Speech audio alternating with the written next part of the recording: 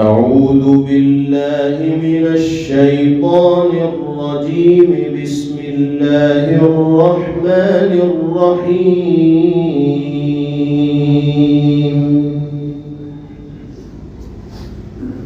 الرحمن علم القرآن خلق الإنسان علمه البيان. الشمس والقمر بحسبان والنجم والشجر يسجدان والسماء رفعها ووضع الميزان ألا تطغوا في الميزان وأقيموا الوزن بالقسط ولا تخسروا الميزان والأرض وضعها للأنام فيها فاكهة والنخل ذات الأكمام والحب ذو العصف والريحان فبأي آلاء ربكما تكذبان. خلق الإنسان من صلصال كالفخار وخلق الجان من مارج من نار فبأي آلاء ربكما تكذبان. رب المشرقين ورب المغربين فبأي آلاء ربكما تكذبان. مرج البحرين يلتقيان بينهما برزخ لا يبغيان فبأي آلاء ربكما تكذبان.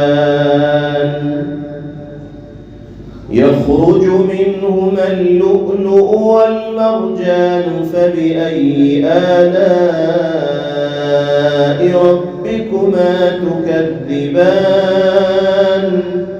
وله الجوار المنشآت في البحر كالأعلام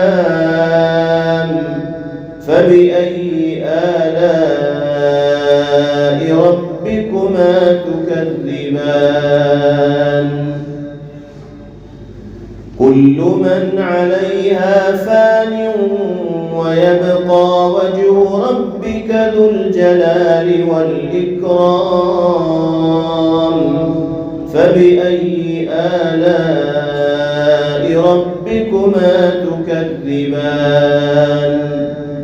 يسأله من في السماوات والأرض كل يوم هو في شأن فبأي آلاء ربكما تكذبان. سنفرغ لكم أيها الثقلان فبأي آلاء ربكما تكذبان. يا معشر الجن والإنس إن استطعتم أن تنفذوا من أقطار السماوات والأرض فانفذوا لا تنفذون إلا بسلطان فبأي آلاء ربكما تكذبان. يرسل عليكما شواظ من نار ونحاس فلا تنتصران فبأي آلاء ربكما تكذبان. فإذا انشقت السماء فكانت وردة كالدهان فبأي آلاء ربكما تكذبان فيومئذ لا يسأل عن ذنبه إنس ولا جان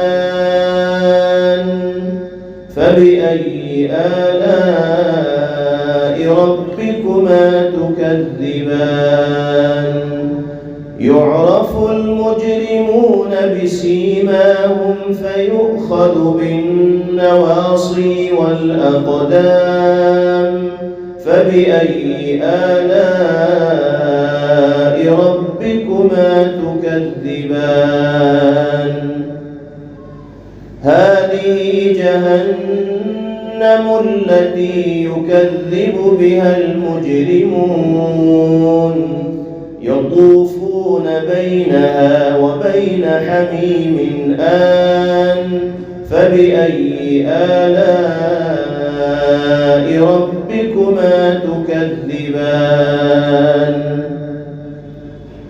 ولمن خاف مقام ربه جنتان فبأي آلاء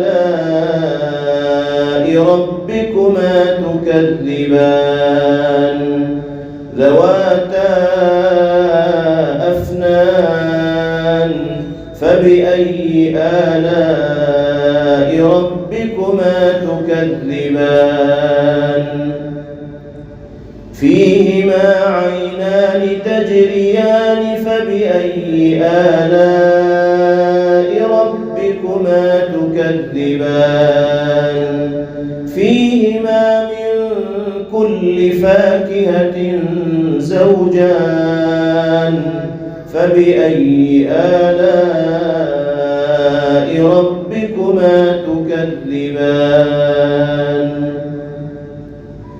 متكئين على فرش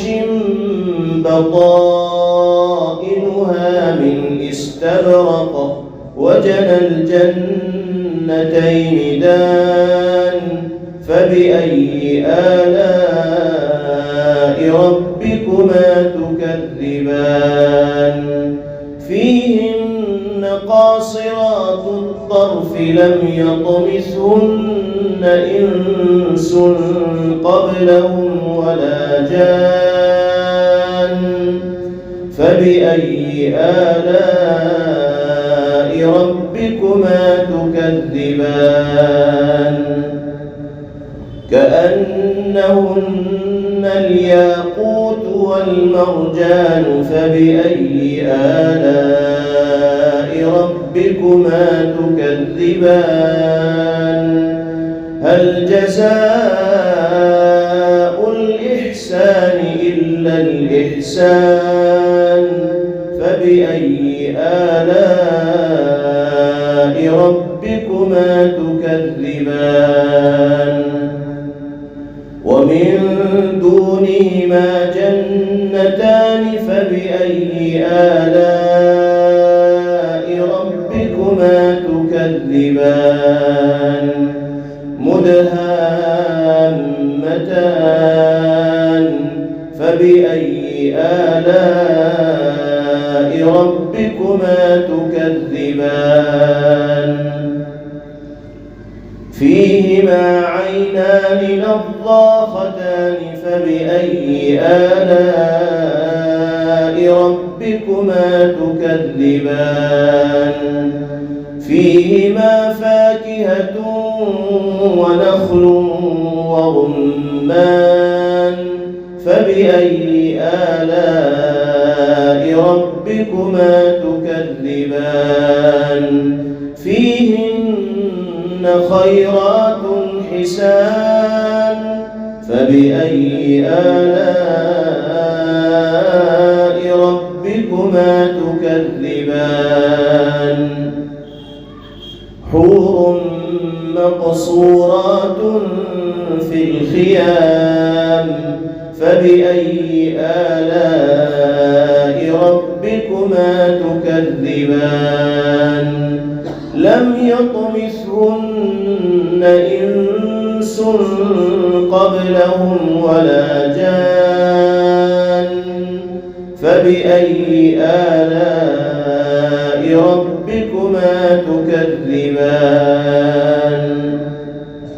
متكئين على رفرف خضر وعبقري حسان فبأي آلاء ربكما تكذبان تبارك اسم ربك ذي الجلال والإكرام صدق الله العظيم.